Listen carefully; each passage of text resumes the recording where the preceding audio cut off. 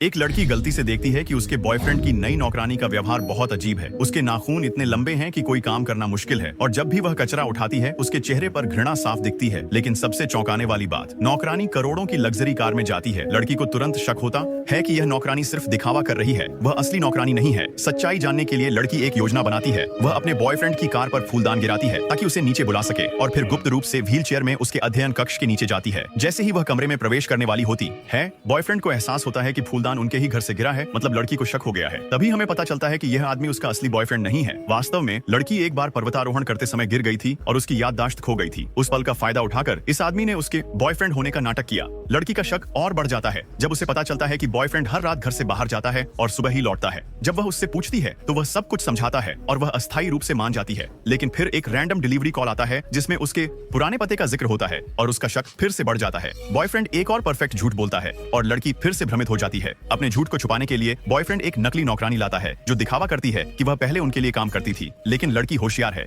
उसे उनके पिछले रिश्ते की कोई तस्वीर नहीं मिलती और नकली नौकरानी का व्यवहार भी अजीब लगता है। लड़की एक और योजना बनाती है और गुप्त रूप से बॉयफ्रेंड के अध्ययन कक्ष में कुछ खोजने जाती है, लेकिन कोई सबूत नहीं मिलता। जब वह वॉशरूम जाता है तो वह उसका फोन अनलॉक करने की कोशिश करती है, लेकिन पासवर्ड नहीं समझ पाती। जब बॉयफ्रेंड वापस आता है तो वह काम का बहाना बनाकर उससे फोन ले लेता है। लड़की अब मानती है कि यह घर सिर्फ एक जाल है, तो वह एक छुपी हुई बॉल स्टिक निकालती है, बाथरूम का दरवाजा ब्लॉक करती है और वहां से भाग जाती है। तभी एक और मोड़ आता है। लड़की अपने बॉयफ्रेंड को फूल भेजती है, यह जानते हुए कि उसे एलर्जी है। जब वह प्रतिक्रिया करता है तो लड़की कहती है, तुम्हें एलर्जी होने के बावजूद मैंने तुम्हें फूल भेजे, इसका मतलब है कि तुम मेरे बॉयफ्रेंड नहीं हो। ये लाइन स्पष्ट कर देती है। लड़की अब सुनिश्चित है कि सब कुछ नकली था। वह कहती है, मेरा बॉयफ्रेंड कोई और था, यह सब सिर्फ एक नाटक था। वह अंततः समझ जाती है कि सब कुछ सिर्फ एक जाल था।